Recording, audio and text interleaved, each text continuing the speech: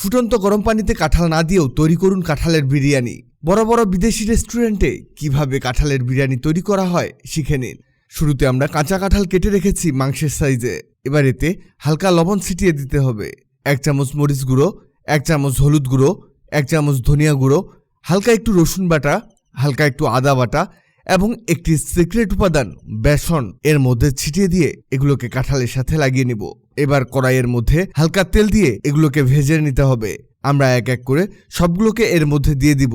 এবার এগুলো কিছুটা হয়ে আসলে এগুলোকে উল্টে পাল্টে দিতে হবে। এগুলোকে খুবই হালকা ভাজতে হবে। দেখুন হয়ে গেছে। এখন আমরা সবগুলোকে প্লেটে তুলে নিচ্ছি। এবার একটি পাতিলে কিছুটা তেল দিয়ে এগুলোকে রান্না করতে হবে। তেল গরম হয়ে গেলে এর মধ্যে দিব শাহি জিরা, দারুচিনি এবং এলাচ এবং অবশ্যই দিব কেটে রাখা পেঁয়াজ।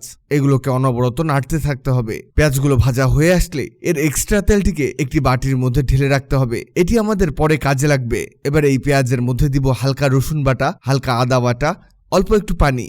এবার এর মধ্যে দিতে হবে হলুদ গুঁড়ো, মরিচ গুঁড়ো এবং খুবই অল্প পরিমাণের ধনিয়া পাউডার। এবার এগুলোকে মিশিয়ে রান্না করতে হবে। এটিকে ততক্ষণ রান্না করতে হবে যতক্ষণ না এর মধ্য থেকে তেল বেরিয়ে আসে। এবার এর মধ্যে দিতে হবে 1.5 কাপ পরিমাণের টক দই। এটি সকল মশলার কড়া ভাবকে ব্যালেন্স করবে এবং এর স্বাদ আরো বৃদ্ধি করবে। এবার এটি কিছুটা বয়েল হলে এর মধ্যে কিছুটা এলাচ পাউডার দিব, কেওড়া জল দিব কিছুটা, গোলাপ জল দিব হালকা একটু, কয়েকটি কাঁচামরিচ দিয়ে এগুলো সবগুলোকে মিশিয়ে নিতে হবে। এবার আমাদের ভেজে রাখা কাঁঠালগুলোকে এর মধ্যে ঢেলে দিতে হবে। এগুলোকে চামচ দিয়ে মিশিয়ে দিতে হবে।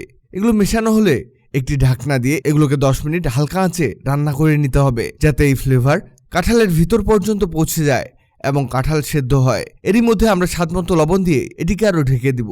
এটি রান্না হতে থাক, আমরা রাইসের রান্নাটি সেরে ফেলি। একটি পাত্রে পানি ফুটতে দিয়েছি। এর মধ্যে 1 চামচ লবণ, 3টি কাঁচামরিচ, 2টি এলাচ। এই পানির মধ্যে আমাদের ধুয়ে রাখা বাসমতি চাল ঢেলে দিব। এগুলোকে কিছুটা নেড়ে দিতে হবে। এবার এর মধ্যে হালকা একটু গোলাপ জল এবং হালকা একটু কেওড়া জল দিয়ে ঢাকনা দিয়ে ঢেকে দিতে হবে, যাতে রাইস দ্রুত সেদ্ধ হয়। আমাদের রাইস সেদ্ধ হয়েছে।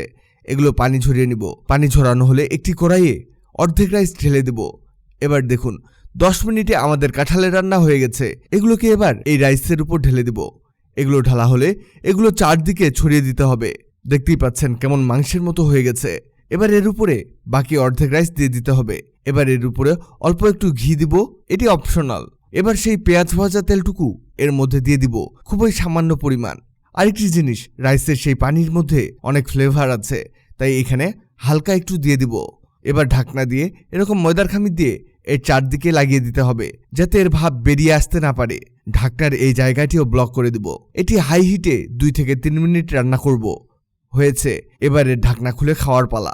যখনই রান্না করবেন তখনই এর ঘ্রাণে আশেপাশের মানুষের ক্ষুধা লেগে যাবে আর জিভে জল চলে আসবে, এমনকি প্রতিবেশীরাও খেতে চলে আসতে পারে।